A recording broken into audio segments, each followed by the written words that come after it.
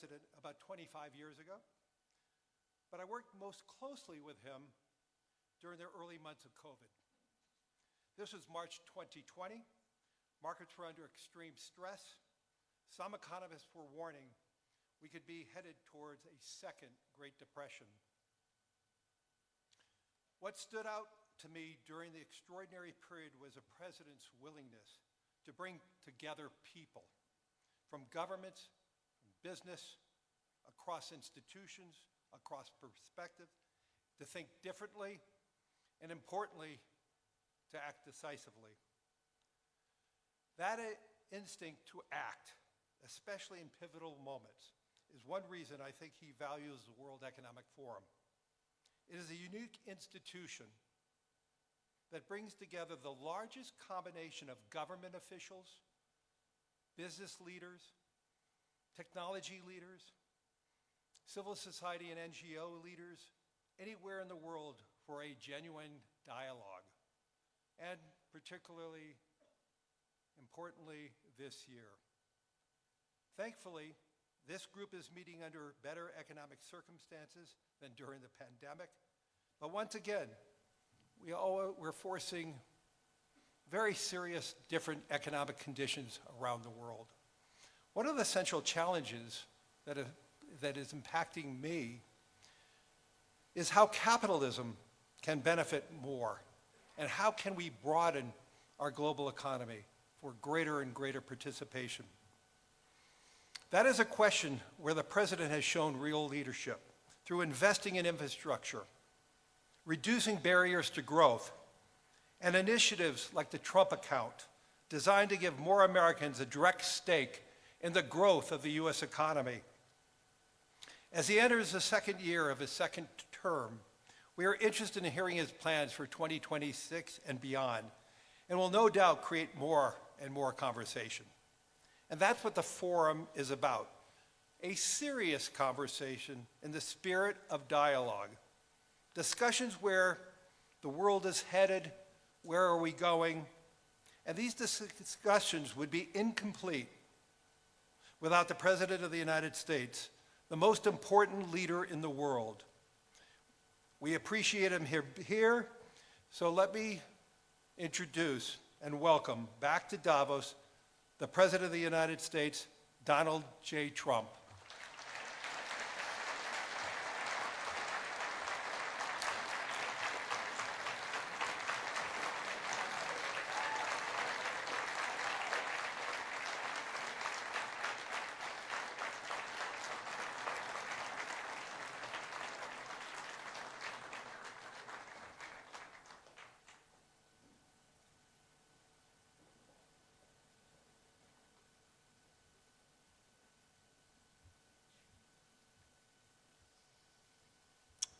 Well, thank you very much, Larry. It's great to be back in beautiful Davos, Switzerland, and to address so many respected business leaders, so many friends, few enemies,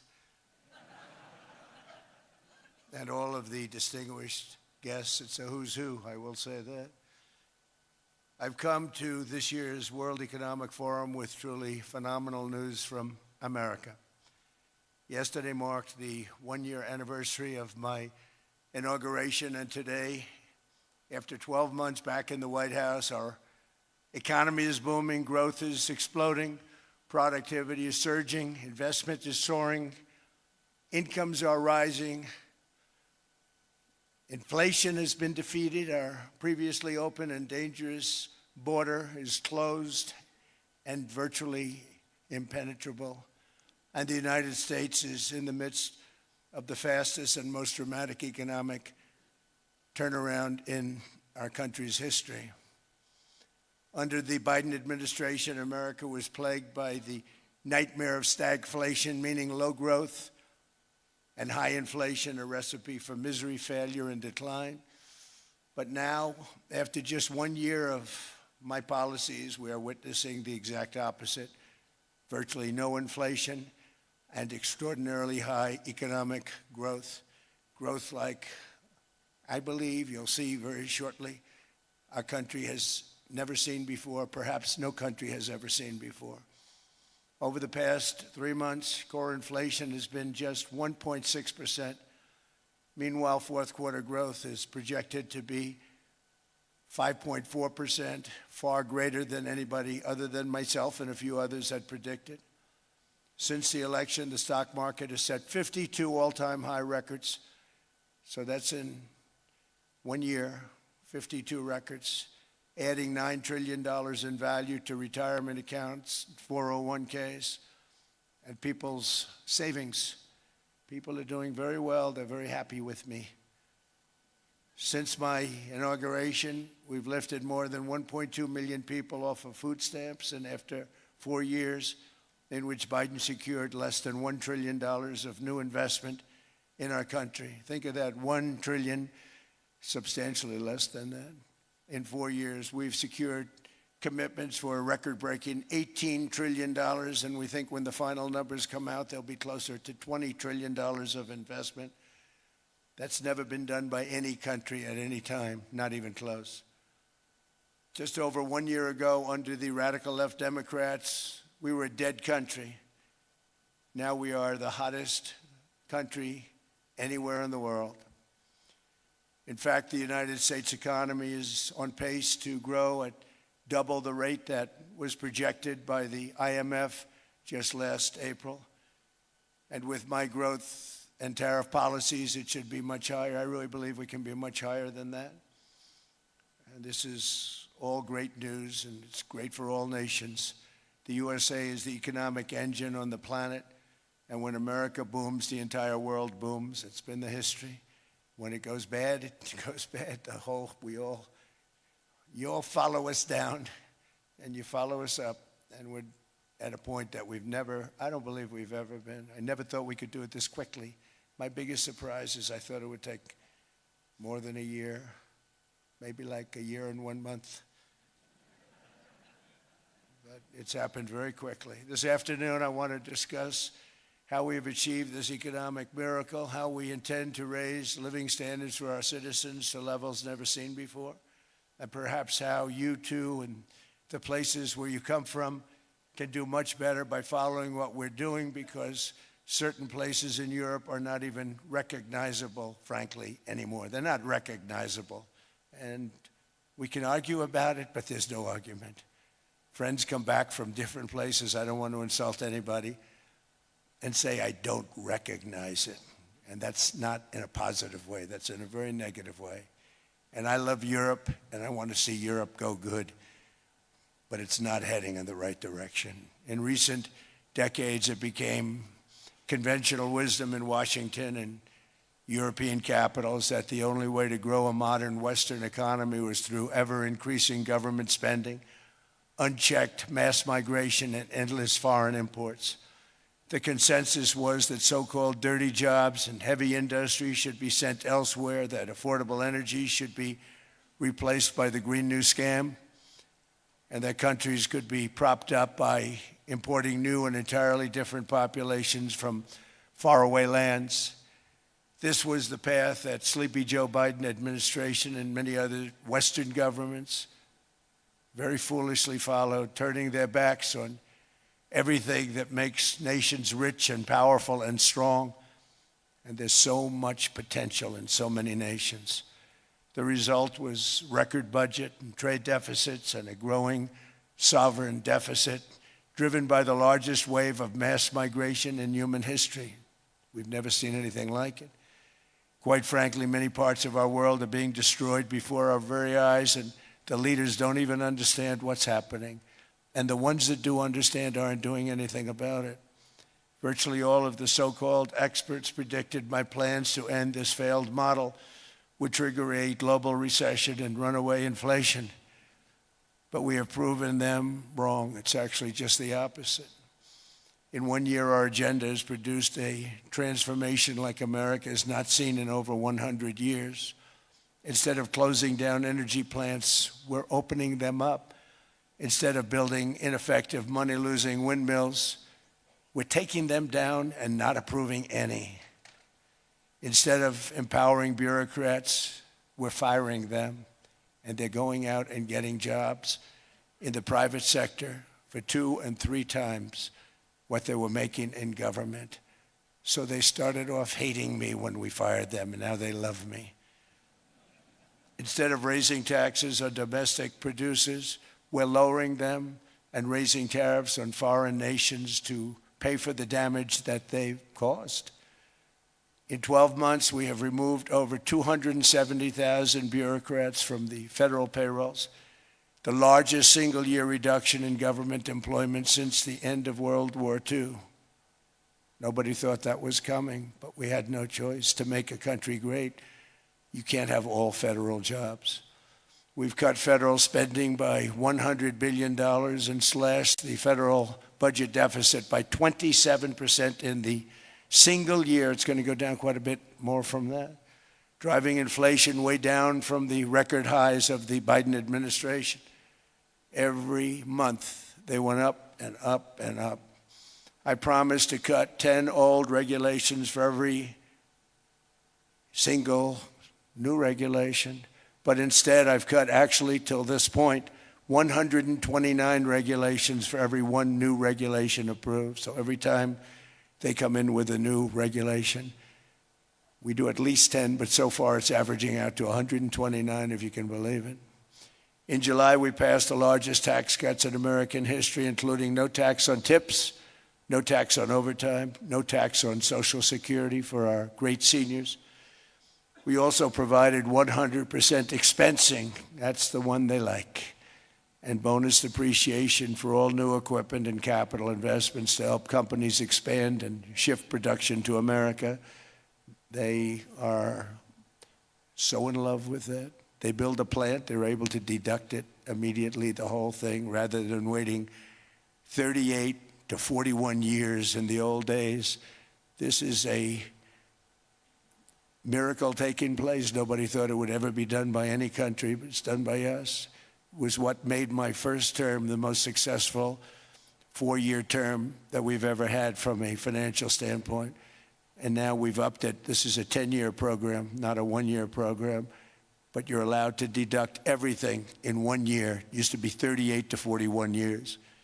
With tariffs, we've radically reduced our ballooning trade deficit, which was the largest in world history. We were losing more than $1 trillion every single year, and it was just wasted. It was going to waste. But in 1 year, I slashed our monthly trade deficit by a staggering 77%, and all of this with no inflation, something everyone said could not be done. There were a couple of brilliant people that actually thought I was doing the right thing. I thought I was doing the right thing.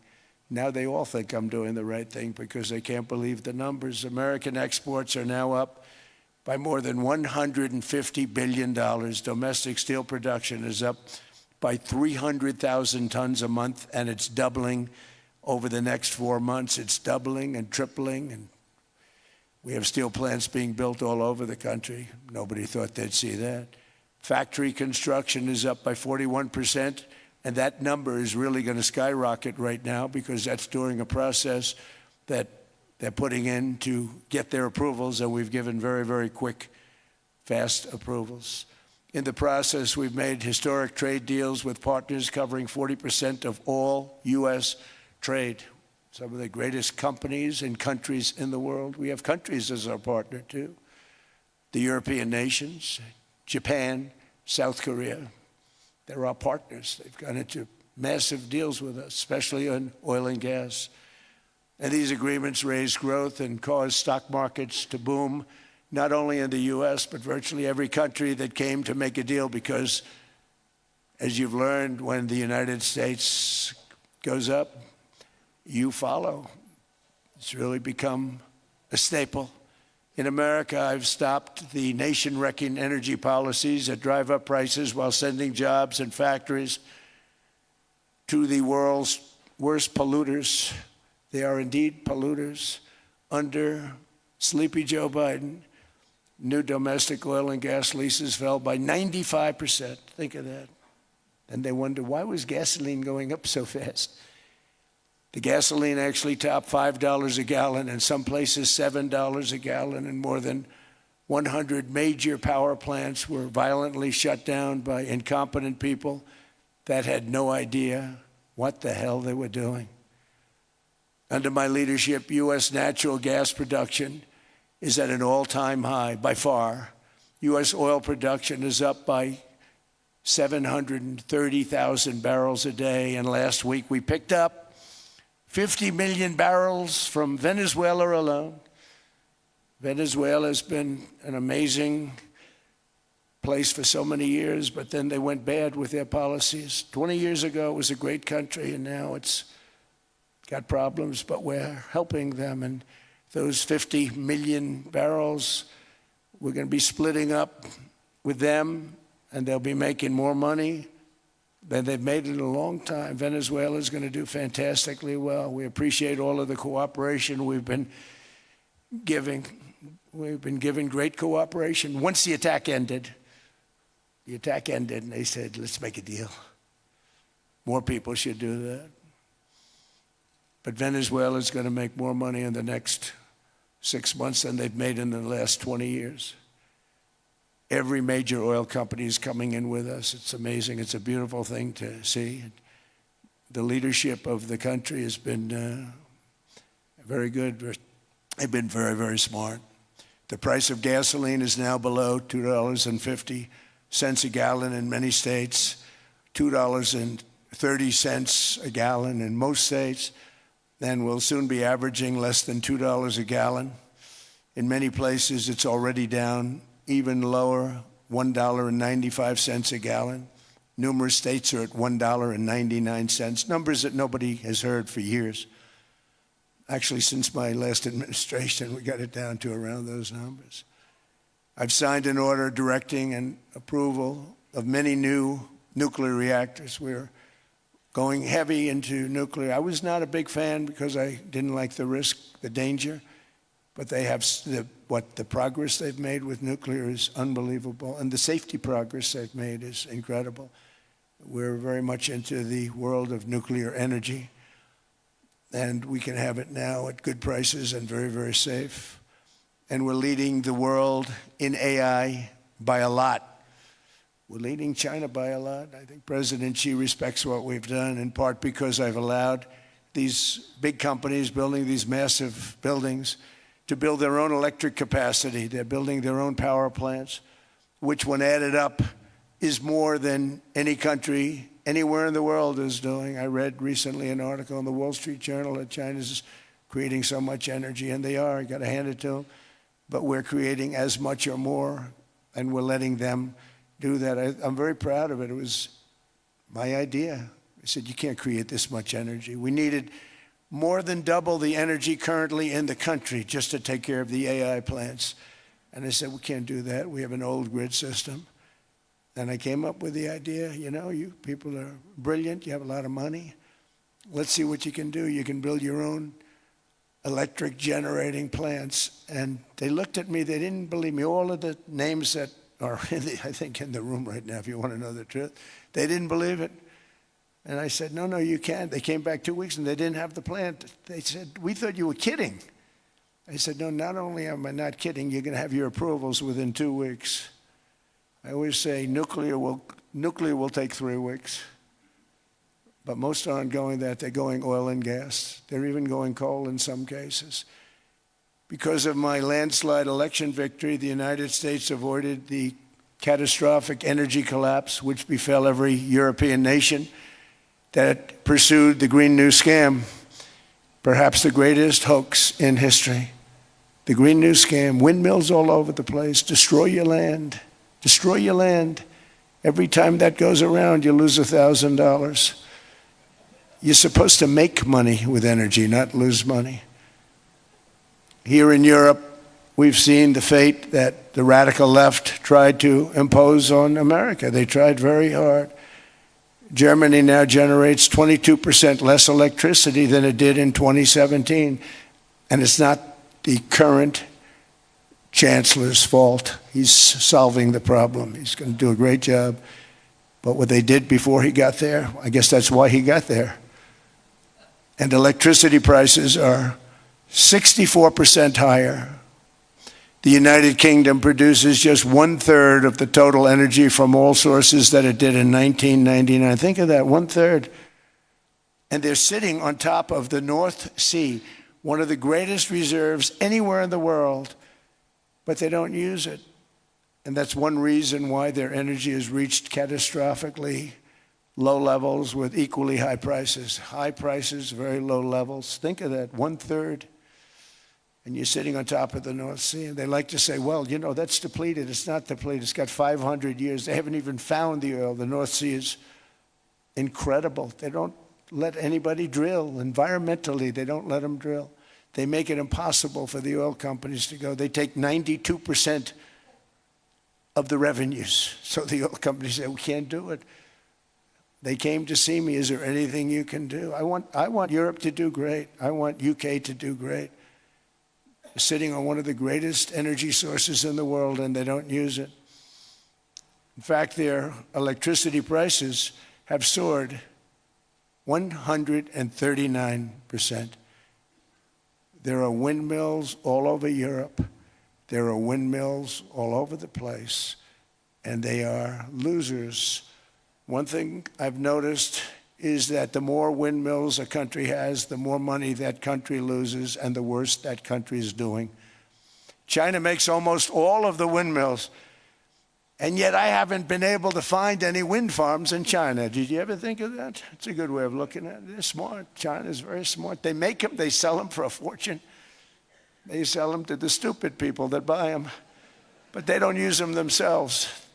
They put up a couple of big wind farms, but they don't use them. They just put them up to show people what they could look like. They don't spin. They don't do anything.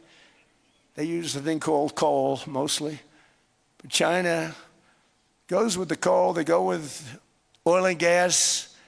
They're starting to look at nuclear a little bit, and they're doing just fine. They make a fortune selling the windmills, though, and I think really that's one that they wouldn't be surprised if it stopped. They are shocked that it continues to go. They're very friendly with me. They're shocked that people continue to buy those damn things. They killed the birds. They ruin your landscapes. Other than that, I think they're fabulous, by the way. Stupid people buy them. The consequences of such destructive policies have been stark, including lower economic growth, lower standards of living, lower birth rates, more socially disruptive migration, more vulnerability to hostile foreign adversaries, and much, much smaller militaries.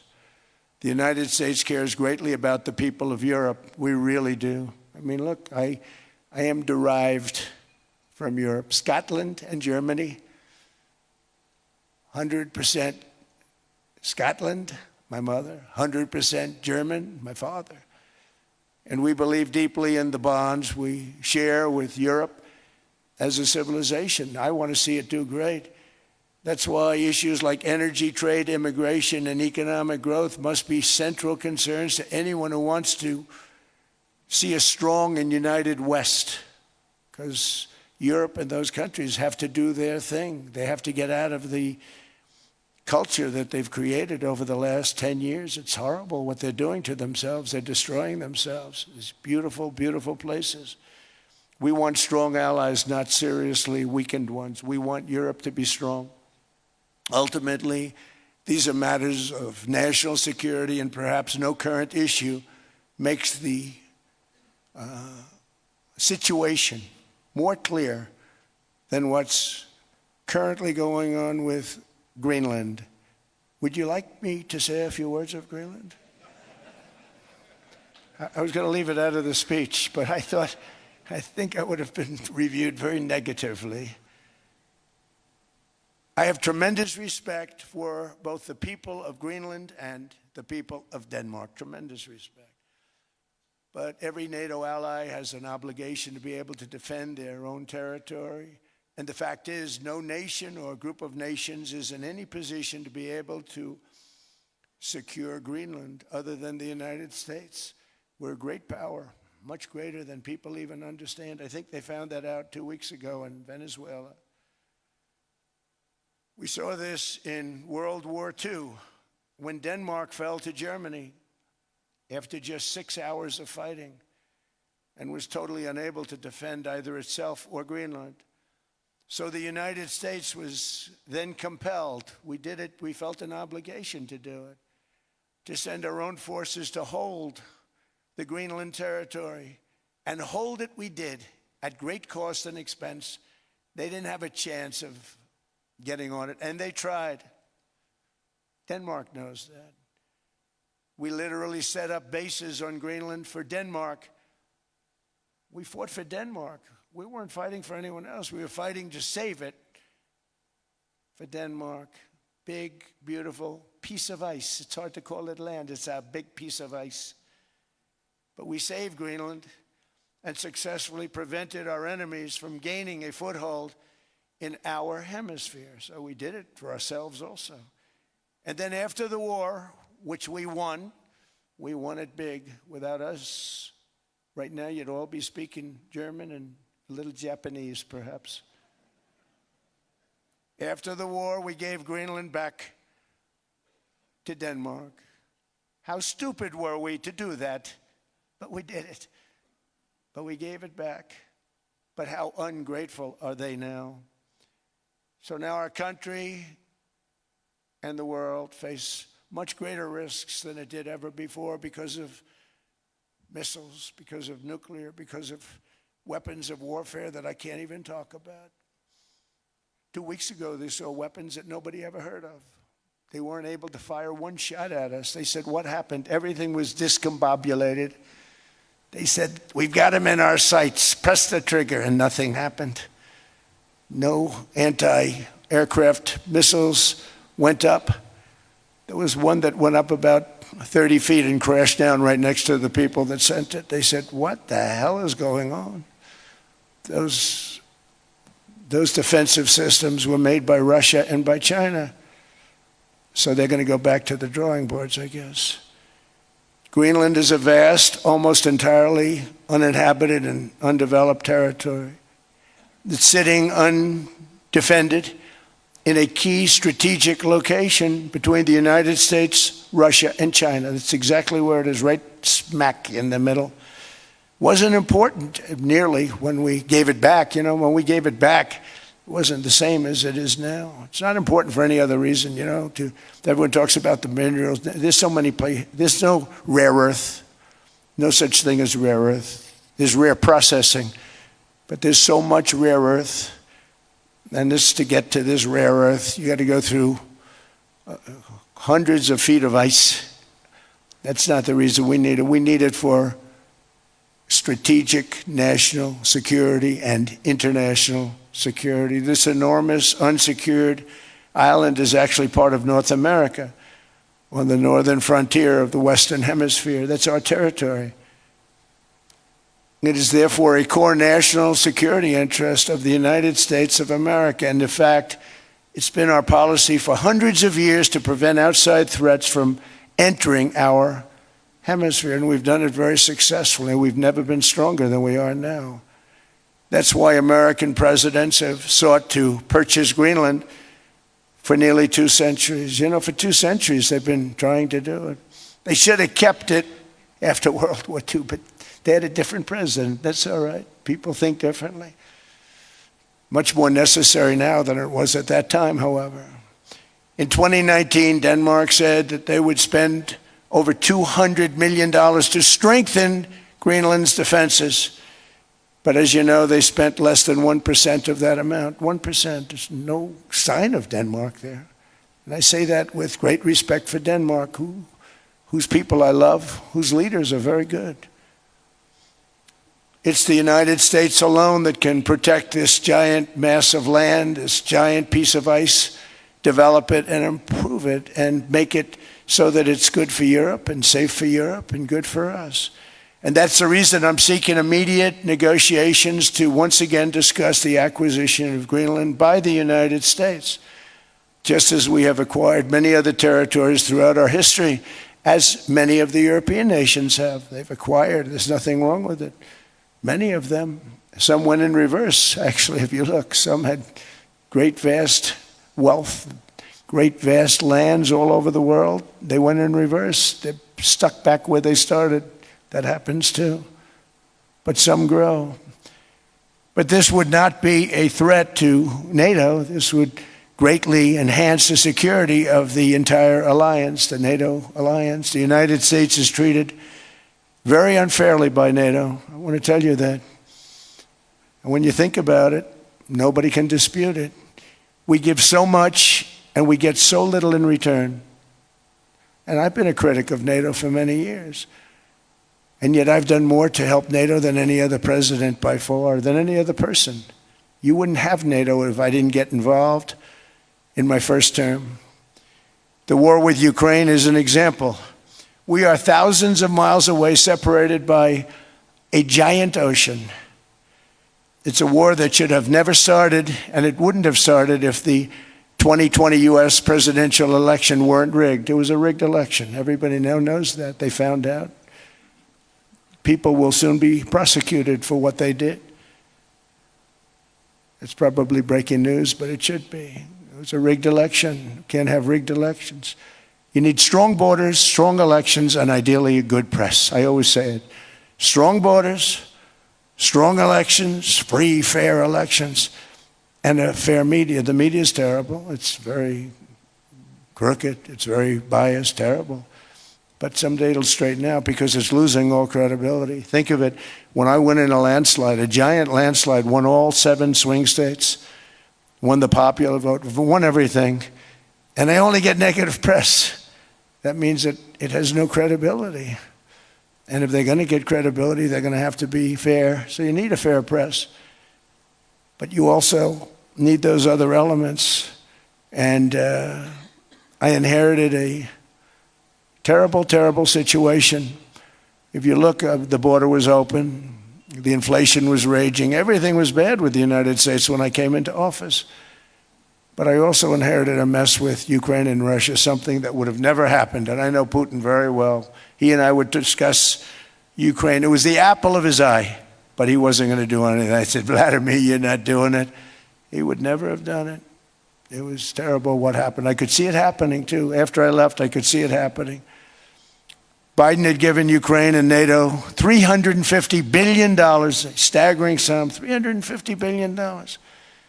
I came in, and just like the southern border, just like inflation, just like our economy, I said, wow, this place is in trouble, meaning our country. All of these things were out of control. But the border was out of control. We fixed it with the strongest border anywhere in the world.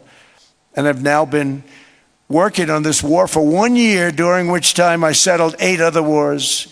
India, Pakistan. I settled other wars that were Vladimir Putin called me, Armenia, Azerbaijan. He said, I can't believe you settled that one. They were going on for 35 years. I settled it in 1 day. And President Putin called me.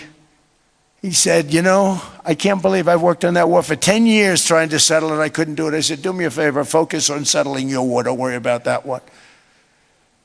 What does the United States get out of all of this work, all of this money, other than death, destruction, and massive amounts of cash going to people who don't appreciate what we do? They don't appreciate what we do. I'm talking about NATO, I'm talking about Europe. They have to work on Ukraine. We don't. The United States is very far away. We have a big, beautiful ocean separating us. We have nothing to do with it. Until I came along, NATO was only supposed to pay 2% of GDP. But they weren't paying, most of the countries weren't paying anything. The United States was paying for virtually 100% of NATO. And I got that stopped. I said, that's not fair. But then more importantly, I got NATO to pay 5%, and now they were paying, and now they are paying. So something nobody said was possible. They said, we will never go up higher than 2%. But they went to 5%, and now they're paying the 5%. They didn't pay the 2%, and now they're paying the 5%. And they're stronger for it, and they have an excellent, by the way, Secretary General, who's possibly in the room. Mark, are you here? Yes, he's here. Hello, Mark. We never asked for anything, and we never got anything. We probably won't get anything unless I decide to use excessive strength and force where we would be, frankly, unstoppable. But I won't do that. Okay? Now everyone's saying, oh, good. That's probably the biggest statement I made, because people thought I would use force. I don't have to use force. I don't want to use force. I won't use force.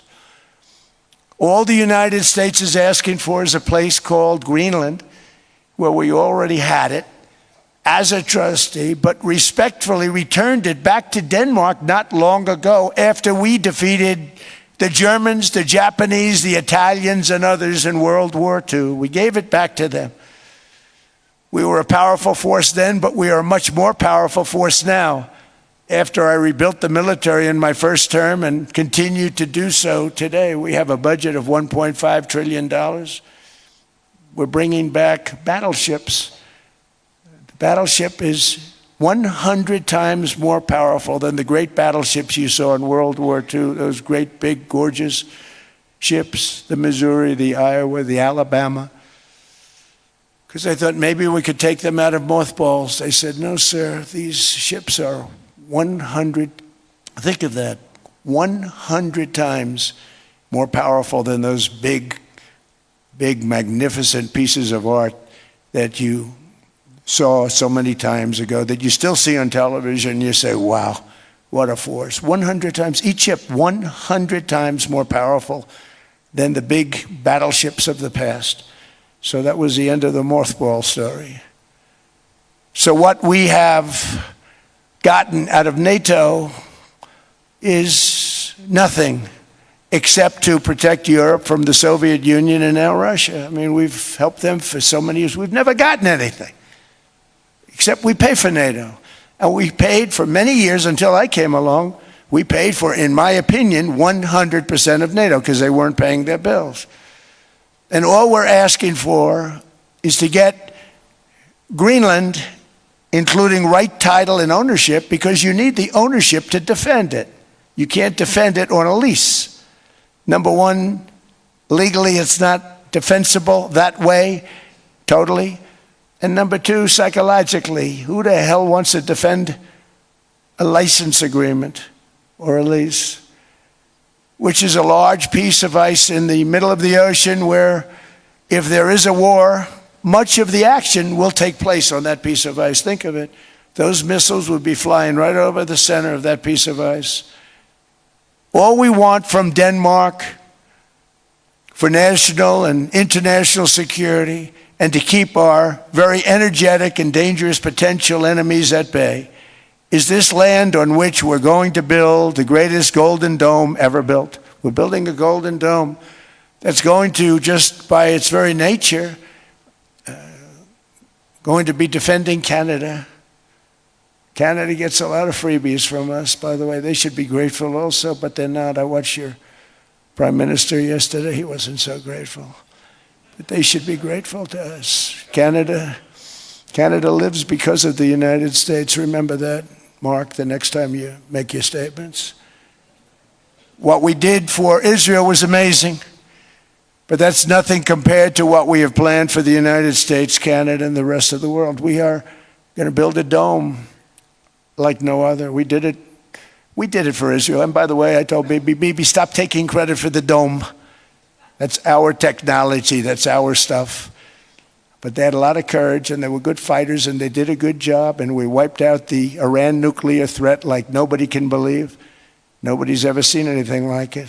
That, Venezuela, taking down Soleimani, wiping out al-Baghdadi when he tried to reinstitute ISIS. We did a lot.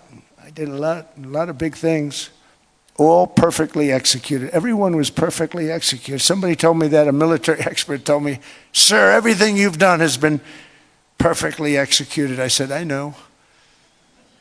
So other presidents have spent, whether foolishly or not, trillions and trillions of dollars on NATO and gotten absolutely nothing in return. We've never asked for anything. It's always a one-way street. Now they want us to help them with Ukraine. And we say, we're going to. I'm really helping, not even them. I want to see, last week, if you saw, it was 10,000 soldiers, but last month it was 31,000 soldiers died. 31,000. That's this room times The number of people in this room times 30. Think of it. 30,000 soldiers died in 1 month. The month before it was 27,000. The month before that it was 28,000. The month before that it was 25,000. It's a bloodbath over there. And that's what I want to stop. It doesn't help the United States, but these are souls. These are young people. Look like you, look like some of you right in the front row. They go to war. Their parents are so proud. Oh, there he goes, comes back. 2 weeks later, they get a call. Your son's head's been blown off.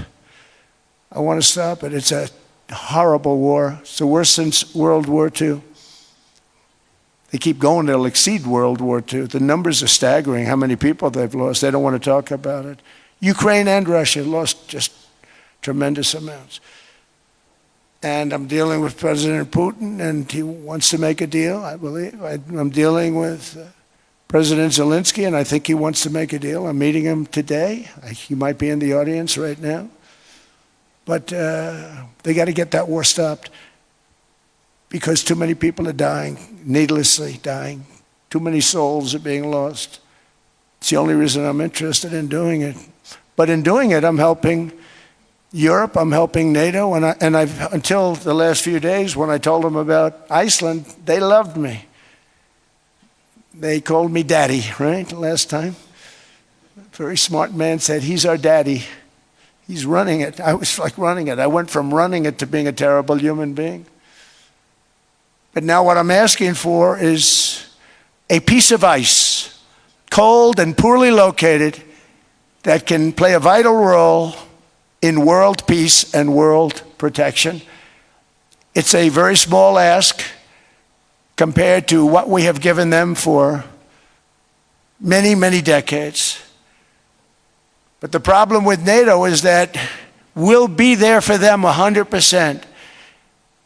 But I'm not sure that they'd be there for us. If we gave them the call, gentlemen, we are being attacked. We're under attack by such and such a nation. I know them all very well. I'm not sure that they'd be there. I know we'd be there for them. I don't know that they'd be there for us. So with all of the money we expend, with all of the blood, sweat, and tears, I don't know that they'd be there for us. They're not there for us on Iceland, that I can tell you. I mean, our stock market took the first dip yesterday because of Iceland. So Iceland's already cost us a lot of money. But that dip is peanuts compared to what it's gone up. And we have an unbelievable future in that stock. That stock market is going to be doubled. We're going to hit 50,000, and that stock market's going to double in a relatively short period of time because of everything that's happening. But this is a good example. After giving NATO and European nations trillions and trillions of dollars in defense, they buy our weapons. We make the greatest weapons in the world, but now we're going to make them faster, much faster. You saw that. I put a cap on the salaries, and I put no buybacks, no stock buybacks, no various other things that they were doing. I mean, they were making $50 million, but it would take them 3 years to give you a Patriot missile. I said, that's not good. My chauffeur can do a better job than that, and he makes slightly less than 50.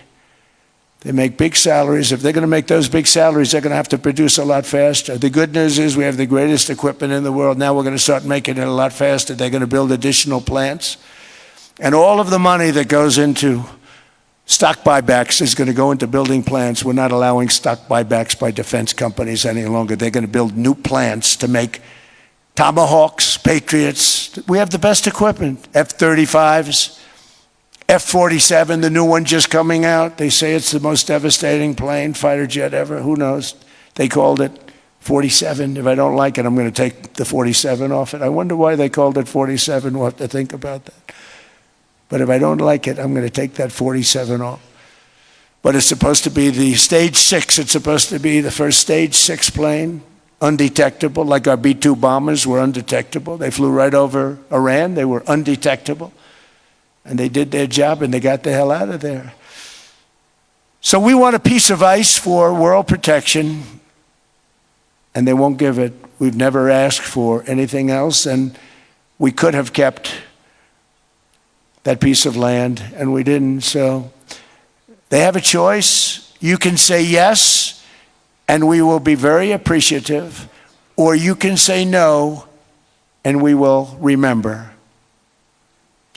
A strong and secure America means a strong NATO, and that's one reason why I'm working every day to ensure our military is very powerful, our borders are very strong, and above all, our economy is strong because national security requires economic security and economic prosperity, and we have the greatest that we've ever had.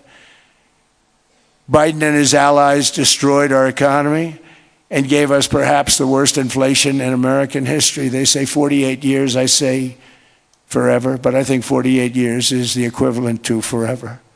Whether it's 48 years or ever, it's terrible, costing the typical family $33,000. What they did to this country should never, ever be forgotten.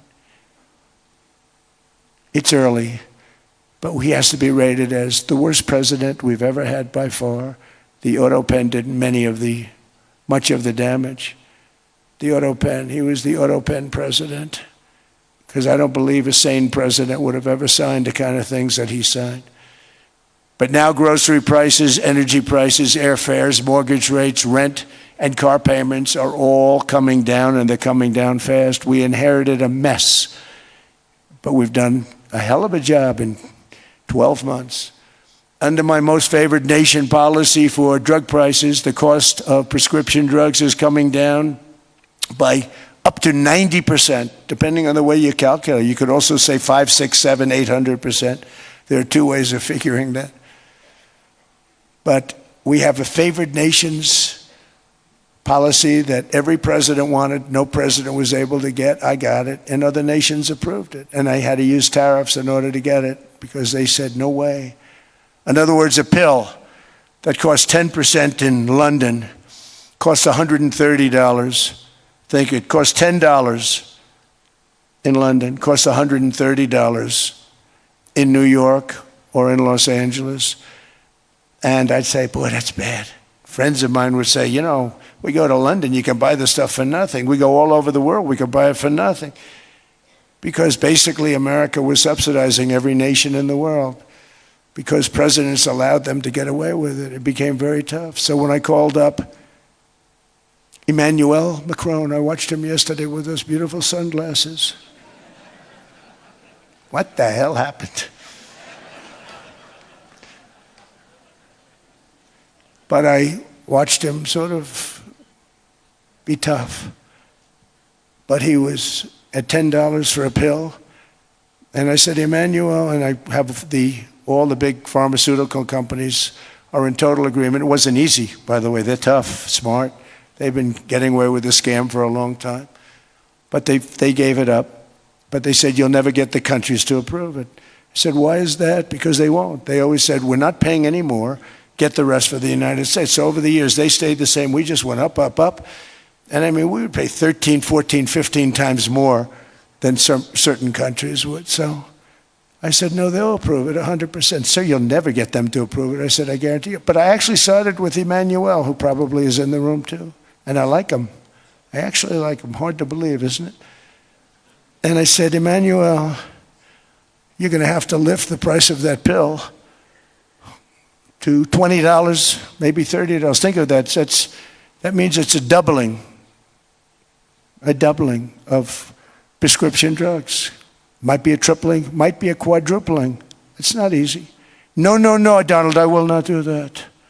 I said, yes, you will, 100%. He said, no, no, no. You're asking me to double. I said, Emmanuel, you've been taking advantage of the United States for 30 years with prescription drugs. You really should do it, and you will do it. I have no doubt. In fact, I am 100% sure you're going to. No, no, no, I will not do it. Because he has to, in all fairness to him, he has to double or triple. Because the world being a bigger place than the United States, it's not that you meet in the middle. You just have to go up some, and we come down a lot. They go up a little, we come down a lot. So we're at $130, they're at 10. So they may have to go to 20 or 30. No more than that. I said, Emmanuel, you're going to be doubling or tripling? No, no, no. I said, here's the story, Emmanuel. The answer is you're going to do it. You're going to do it fast. And if you don't, I'm putting a 25% tariff on everything that you sell into the United States and a 100% tariff on your wines and champagnes. And that's about 10 times more than what I'm requesting. And you're going to do it. I don't want to go public with it, but you may make me do that. No, no, Donald, I will do it. I will do it. It took me, on average, 3 minutes a country, saying the same thing. You will do it. They all said, no, no, no, I will not do it. You're asking me to double the cost of prescription. I said, that's right, because you've been screwing us for 30 years. And they said, we will not do it. I said, that's all right. On Monday morning, we're putting a 25, 30, 50. I gave different numbers for different countries. This is also national security we're talking about. Not fair. We're not going to subsidize the whole world. And every one of those countries have agreed to do it. So one of the biggest things that I've done is the fact that we have now most favored nation. We will pay whatever the lowest price is in the entire world. So our drug prices are going to be coming down by staggering 90%. Again, you could say 1,000%, 2,000%. Depends on the way you want to figure it, but we'll go with the way the fake news likes it better because it sounds, can you imagine a 90% reduction sounds much worse. But drug prices are going to be coming down tremendously in all the nations, and I appreciate them doing it, but they did it, in all fairness, without tariffs. I wouldn't have been able to get it done. After declining $3,000 under Biden, real incomes are up in the United States by $2,000, $3,000, and even $5,000 and more. Home ownership has always been a symbol of health and vigor of American society, but that goal fell out of reach for millions and millions of people in the Biden era because interest rates went up so high. Today, I'm taking action to bring back this bedrock of the American dream. In recent years, Wall Street giants and institutional investment firms, many of you are here, many of you are good friends of mine, many of you are supporters. Sorry to do this to you, I'm so sorry. But you've driven up housing prices by purchasing hundreds of thousands of single-family homes, and it's been a great investment for them. Often as much as 10% of houses on the market. You know, the crazy thing is a person can't get depreciation on a house, but when a corporation buys it, they get depreciation. Okay, that's something we're going to have to think about too. I don't know if too many people think about that. You buy a corporation, they buy 500 houses, they buy hundreds of thousands, they buy 500 houses, they can take depreciation. A person sweats and works and buys one house, they can't. But homes are built for people, not for corporations, and America will not become a nation of renters. We're not going to do that. That's why I have signed an executive order banning large institutional investors from buying single-family homes. It's just not fair to the public. They're not able to buy a house. And I'm calling on Congress to pass that ban into permanent law, and I think they will. One of the biggest barriers to saving for a down payment has been surging credit card debt. The profit margin for credit card companies now exceeds 50%, one of the biggest. And they charge Americans interest rates of 28%, 30%, 31%, 32%. Whatever happened to usury? So to help our citizens recover from the Biden disaster, all caused by this horrible president, I'm asking Congress to cap credit card interest rates at 10% for 1 year. And this will help millions of Americans save for a home. They have no idea they're paying 28%. They go out there a little late in their payment and they end up losing their house. It's terrible. To unleash innovation and savings and financing, I'm also working to ensure America remains the crypto capital of the world. And to that end, last year I signed the landmark Genius Act into law. Now Congress is working very hard on crypto market structure legislation, Bitcoin, all of them. which I hope to sign very soon, unlocking new pathways for Americans to reach financial freedom. And I did it for two reasons. Number one, I thought it was politically good, and it was. I got tremendous political support. But more importantly, China wanted that market too. It's just like they want the AI. And we've got that market, I think, pretty well locked up. If I didn't do it, Biden was totally against it until before the election, when they realized that, there were millions of people voting against him over crypto. And all of a sudden they loved it very much, but it was too late. They blew it. But it is politically popular, but it's much more importantly, we have to make it so that China doesn't get the hold of it. And once they have that hold, we're not going to be able to get it back. So I'm honored to have done it. Finally, I've instructed government-backed institutions to purchase up to $200 billion in mortgage bonds to bring down interest rates. And I'll be announcing a new Fed chairman in the not-too-distant future. I think he'll do a very good job. See, I gave away some of it. I did give that away. So we have something, got something, but somebody that's very respected. They're all respected. They're all great. Everyone that I interviewed is great. Everyone could do, I think, a fantastic job. Problem is they change once they get the job. They do. They're saying everything I want to hear, and then they get the job. They're locked in for 6 years. They get the job, and all of a sudden, let's raise rates a little bit. I call them, sir, we'd rather not talk about this. It's amazing how people change once they have the job, but it's too bad.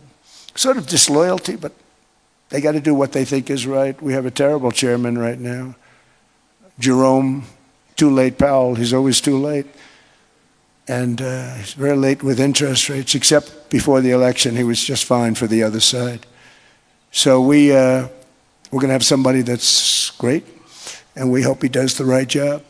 Last week, the average 30-year mortgage rate dropped below 6% for the first time in many years. Another major factor in driving up housing costs was the mass invasion of our borders. And I have to say one thing about housing, because nobody ever says this. I am very protective of people that already own a house, of which we have millions and millions and millions. And because we have had such a good run, the house values have gone up tremendously. And these people have become wealthy. They weren't wealthy. They become wealthy because of their house. And every time you make it more and more and more affordable for somebody to buy a house cheaply, you're actually hurting the value of those houses, obviously, because the one thing works in tandem with the other. And I don't want to do anything that's going to hurt the value of people that own a house, who for the first time in their lives are walking around the streets of whatever city they're in, very proud that their house is worth $500,000, $600,000, $700,000. Now, if I want to really crush the housing market, I could do that so fast that people could buy houses, but you would destroy a lot of people that already have houses. In some cases, they've mortgaged their house, and the mortgage would be very low, and all of a sudden the mortgage without any changes becomes very high, and they end up losing the house. I'm not going to hurt, and I speak with Scott, who's doing a fantastic job, and Howard, who's doing a fantastic job, and all of my people. And I always say, look, I can crush the hell out of the market. We can drop interest rates to a level, and that's one thing we do want to do. That's natural. That's good for everybody. The dropping of the interest rates, we should be paying a much lower interest rate than we are. We should be paying the lowest interest rate of any country in the world, because without the United States, you don't have a country. I had a case with Switzerland. We happened to be in Switzerland. Maybe I'll give you a quick story. But they were paying nothing. They make beautiful watches, great watches, Rolex, all of them. They were paying nothing to the United States when they sent their product in. And we had a $41 billion deficit. $41 billion with this beautiful place. Flew over it, isn't it nice? So I said, let's put a 30% tariff on them, so that we get back some of it, not all of it at all. We'd still have a deficit, big deficit. We had 41 million. That's a big deficit. And I said, let's put a tariff on. Different tariffs, different places. You're all party to them. In some cases, victims to them. But in the end, it's a fair thing. And most of you realize that. But we put a 30% tariff on Switzerland, and all hell broke loose. They were calling, like you wouldn't believe.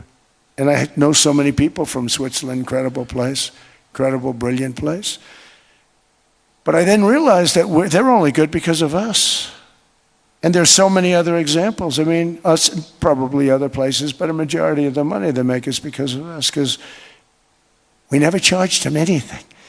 So they come in, they sell their watches, no tariffs, no nothing. They walk away, they make $41 billion on just us. So I said, no, we can't do that. So I'm going to bring it up. I still would have a deficit pretty substantial, but I brought it up to 30%. And I guess Prime Minister, I don't think President, I think Prime Minister called a woman, and she was very repetitive. She said, no, you cannot do that, 30%. You cannot do that. We are a small, small country. I said, yeah, but you have a big, big deficit. You may be small, but you have a bigger deficit than big countries. He said, no, please, you cannot do it. Kept saying the same thing over and over. We are a small country. I said, but you're a big country in terms of...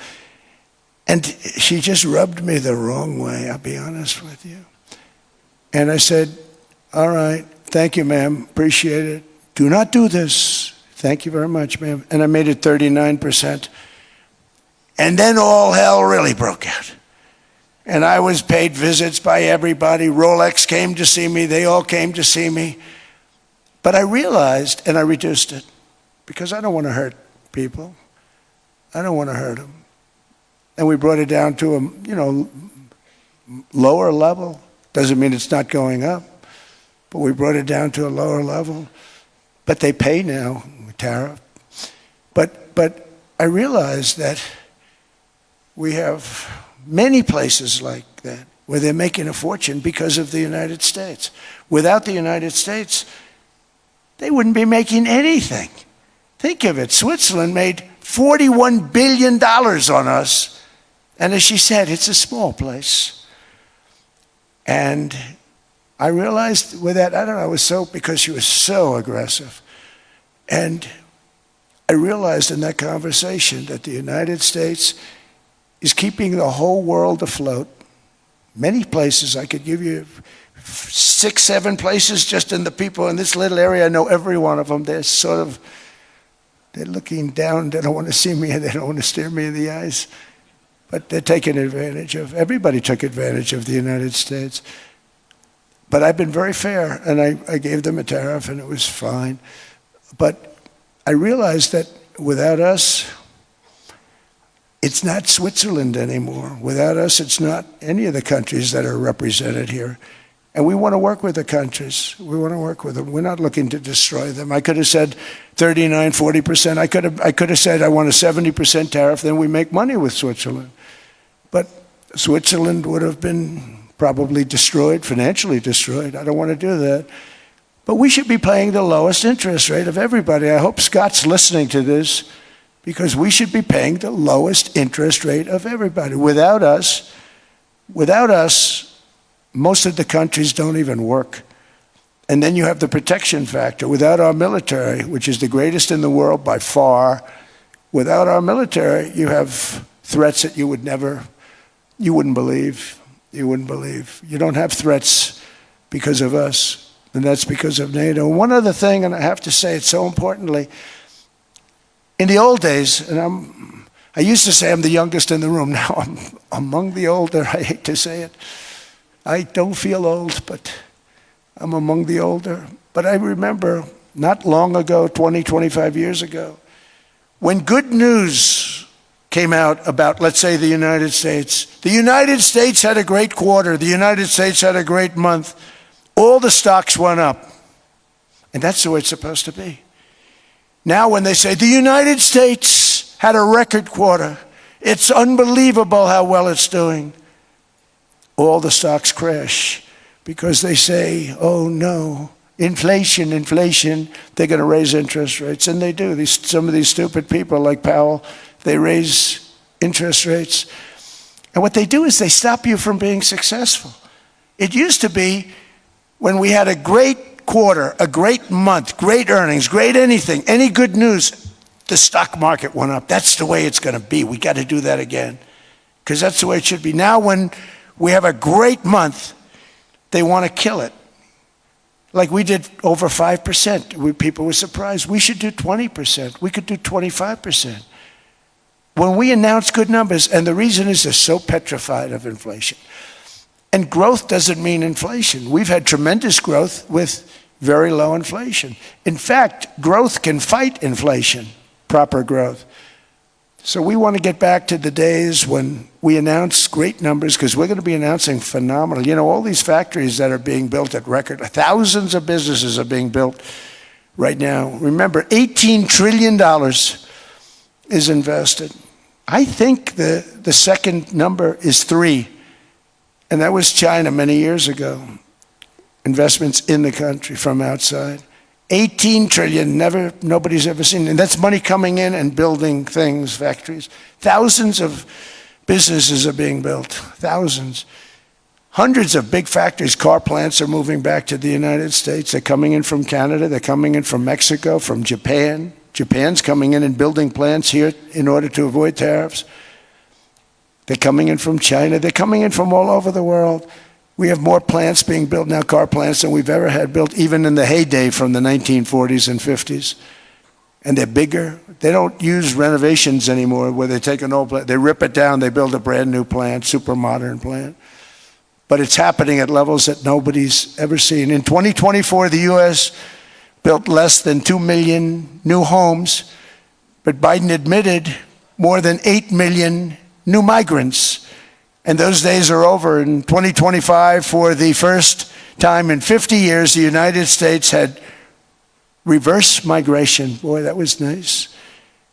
And these were criminals that were being taken out of our country because they allowed people to come into our country from jails, from gangs, drug dealers, murderers.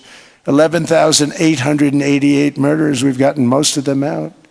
And then ICE gets beat up by stupid people from leadership in Minnesota.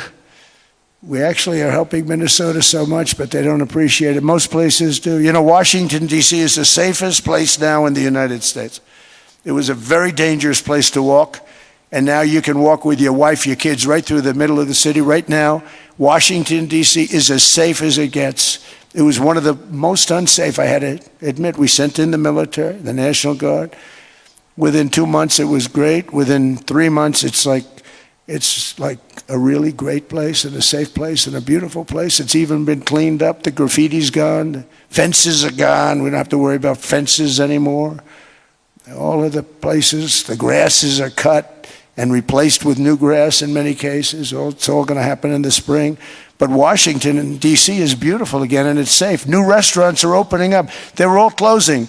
Now you can't get into a restaurant. Restaurants in Washington, D.C. are all opening. Memphis also, Memphis, Tennessee, New Orleans, Louisiana. We were there for 3 weeks. We've cut the crime down by 64%. Within another month, we'll have virtually no crime there. We can do that all over. We're going to help the people in California. We want to have no crime. I know Gavin was here. I used to get along so great with Gavin when I was president. Gavin's a good guy. And we're going to, if he needed it, I would do it in a heartbeat. I'd love to see. We did help them a lot in Los Angeles, a lot with the early in my term when they had some problems. But we would love to do it. I will say this, if I were a Democrat governor or whatever, I would call up Trump. I'd say, come on in, make us look good. Because we're cutting crime down to nothing. And we're taking people out, career criminals, who are only going to do bad things, and we're bringing them back to their countries. But where we've done it, it's been amazing. And we have a capacity to do it at much greater levels. We're cutting illegal aliens off welfare and other government benefits, and I have directed that starting immediately, there will be no more payments to sanctuary cities because they are really just sanctuaries for criminals. They're really protecting criminals, and those are the ones we have to get out of the country. Murderers, drug dealers, the mentally insane. They emptied their mental institutions into the United States. And despite that, we have the lowest crime numbers that we've ever had in the history of the country. Just came out. But equally importantly, we're cracking down on more than $19 billion in fraud that was stolen by Somalian bandits. Can you believe that Somalian? They turned out to be higher IQ than we thought. I always say these are low IQ people. How did they go into Minnesota and steal all that money? And we have, they're pirates. They're good pirates, right? But we shoot them out of the water just like we shoot the drug boats out. They're not pirating too many boats lately, do you notice? When they go out into those boats, they want to take over $1.5 billion tanker loaded up with oil. And they say, we're going to blow up your boat. They have powerful weapons. You hit the side of the boat, you blow the whole thing up. The insurance companies are petrified, so they say, just give them the boat. We'll give them money instead. And I don't do that. We blow them right the hell out of the water. We see them going out, we blow them out of the water. We don't have any pirates so much anymore. If we do, they won't be there long. We've cut down with the hitting of the boats that are loaded up with drugs, including submarines. Can you believe they actually buy small? They call them mini subs, very fast. They're meant for drugs. We've knocked out 2 of them. The Democrats say they were fishing. You have ruined somebody's fishing weekend, I would say. A submarine is not a fishing boat. You don't fish. But we've knocked down drugs by water, the oceans, the sea, by 97.2%. Think of that. And I actually say, who the hell are the 3%? Because I would not want to be piloting one of those boats. We knocked them down, and now we're going to start on land. We're going to knock it all out. The land is the easy part. What we did on sea is incredible, and that's our great military.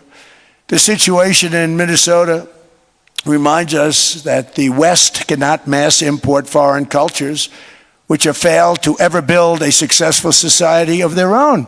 I mean, we're taking people from Somalia, and Somalia is a failed, it's not a nation.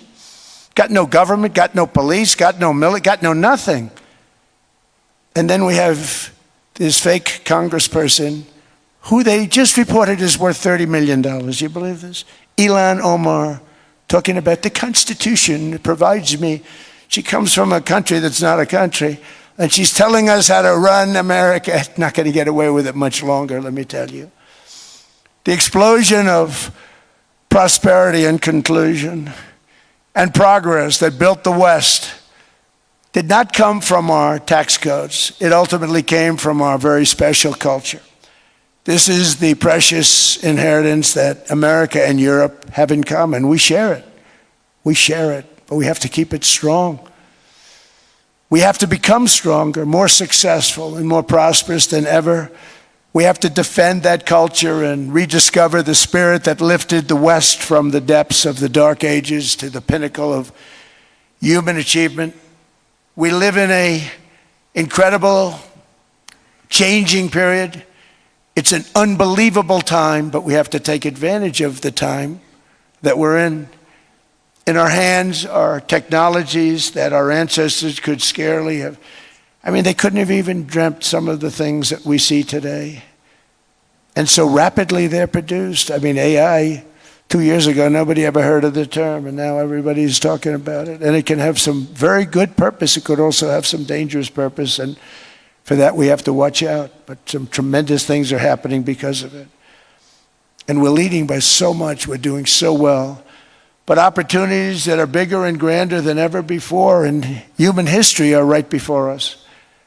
It is the pioneers in this room. Many of you in this room are true pioneers. You're truly brilliant people.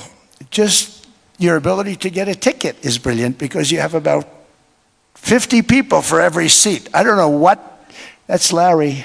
Everything Larry touches turns to gold. He made this very successful. But you're in this room, and some of you are the greatest leaders anywhere in the world. You're the greatest brains anywhere in the world. And the future is unlimited, and to a large part because of you, and we have to protect you, and we have to cherish you. I always say we have to cherish our brilliant people because there aren't many of them.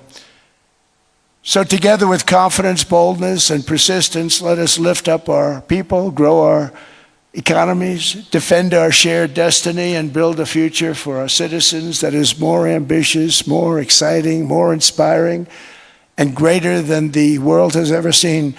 We're in a position to do things that nobody else has ever even thought of before. And many of the people in this room are the ones that are doing it, and I want to congratulate you, and I'm with you all the way. You can do things that nobody else can even think about.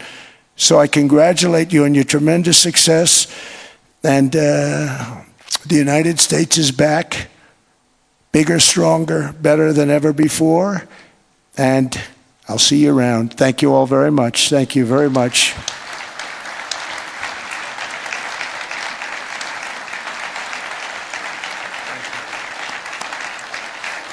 Thank you.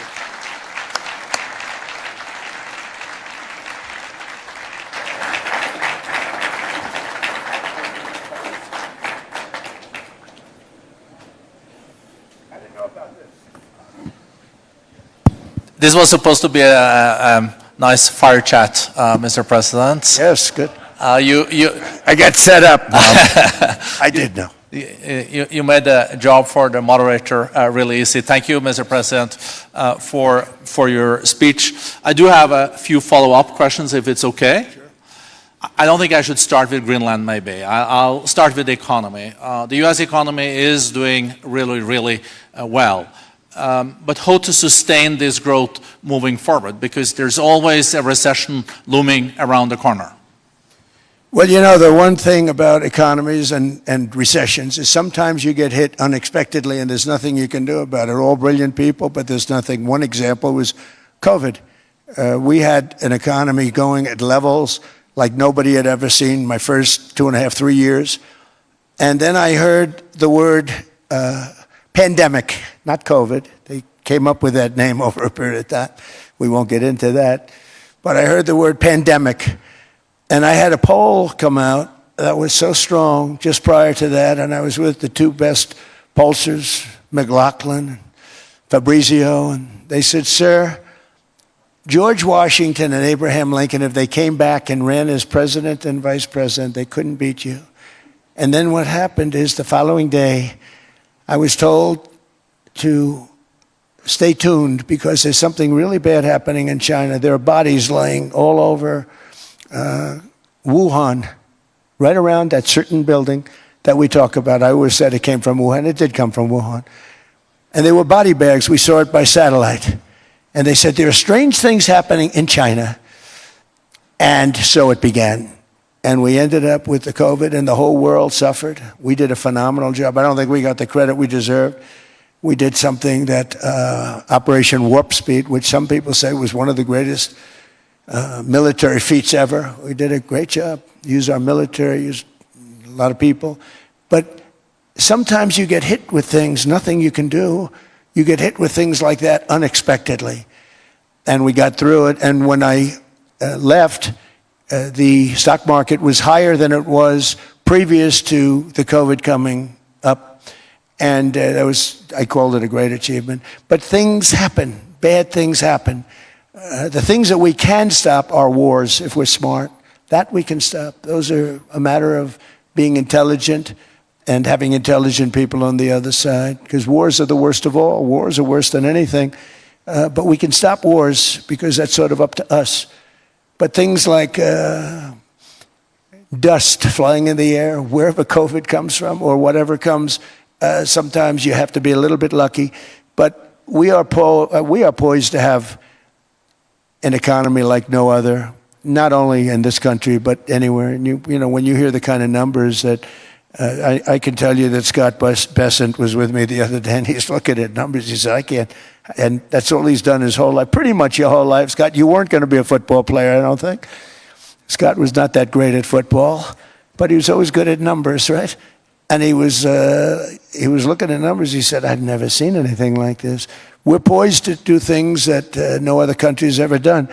And, you know, luck, I hate to say it, but we need a little luck. We don't want to get hit by something that nobody could have thought. Whoever thought we were going to hit by a pandemic? You know, when I heard the word pandemic, I said, oh, that's an ancient problem. World War I, they lost 100 million people. It actually ended World War I. A lot of people don't know. The Spanish flu in World War I ended the war because all the soldiers were sick. The soldiers were so sick on both sides. And that war was raging, and they were all dying from the Spanish flu. They were sick as dogs. They couldn't fight. So, you don't know how that would have turned out. But so we do, subject to that, and I always have to put a caveat in for it, but we're poised to have the greatest growth of any large country, I think any country that there's been. When you look at what's happening in the United States, it's really amazing. Thank you. One thing that maybe keeps you up at night, I know you don't sleep that much anyway, Mr. President, is the debt. The U.S. debt is high, is now the biggest expenditure on your budget. How to get out of that impasse?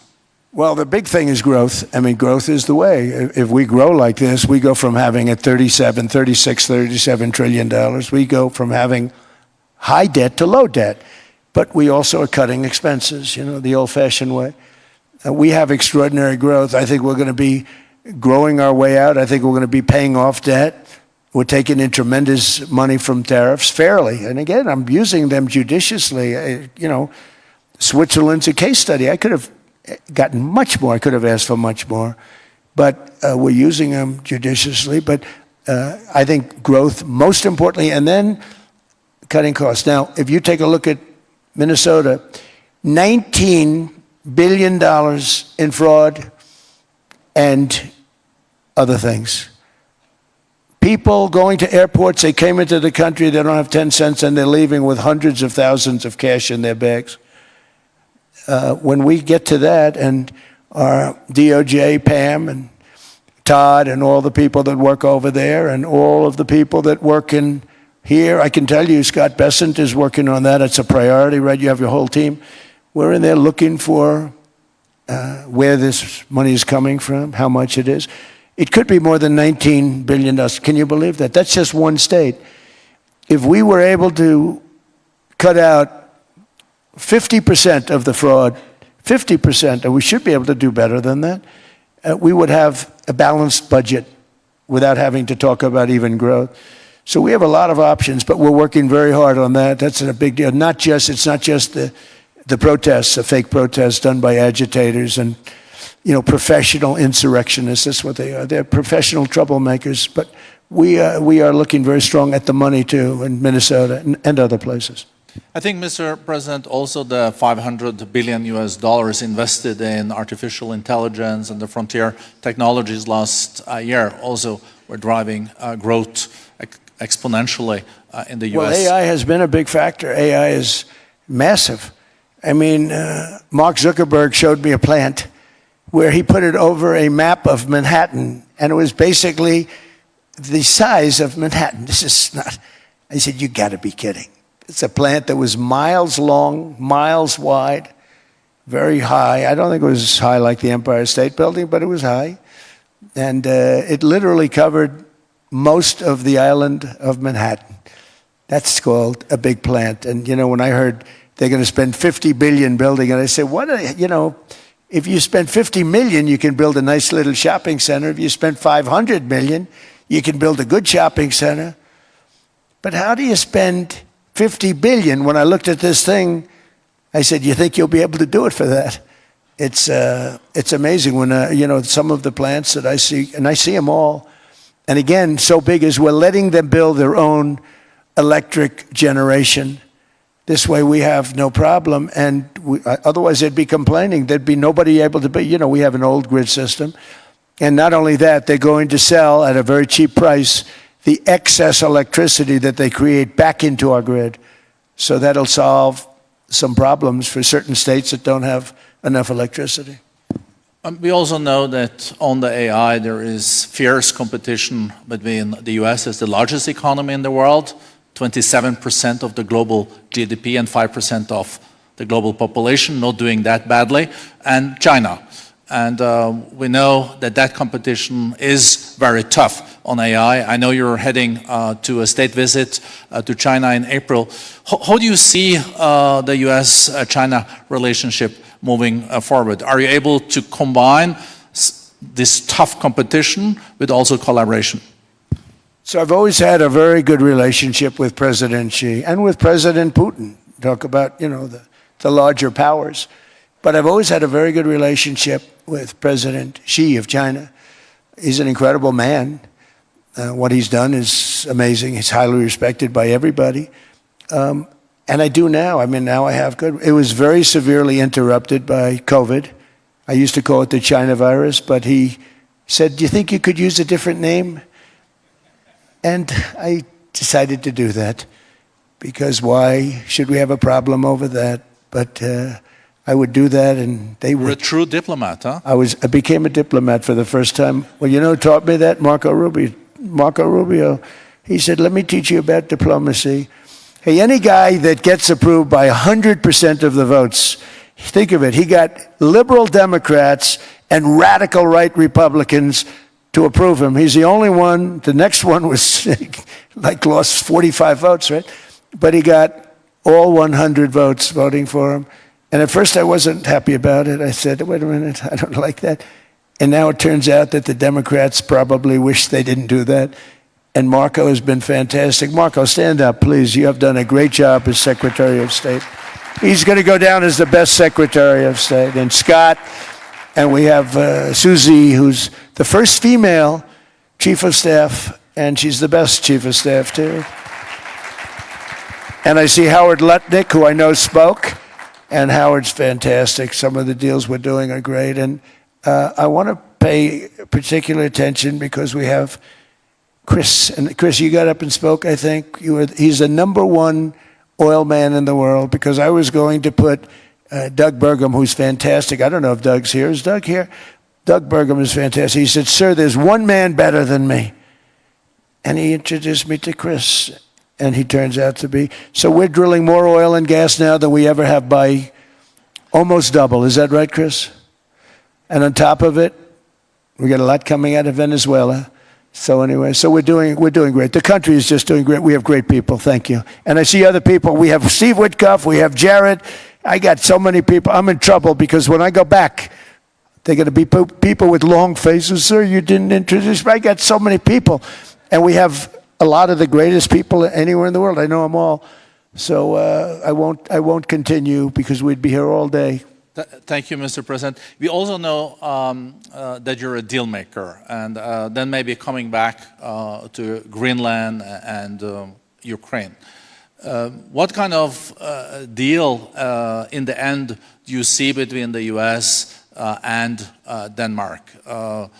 Because, I guess you see it now as a negotiation going on, or? Well, it's costing Denmark hundreds of millions a year to run it.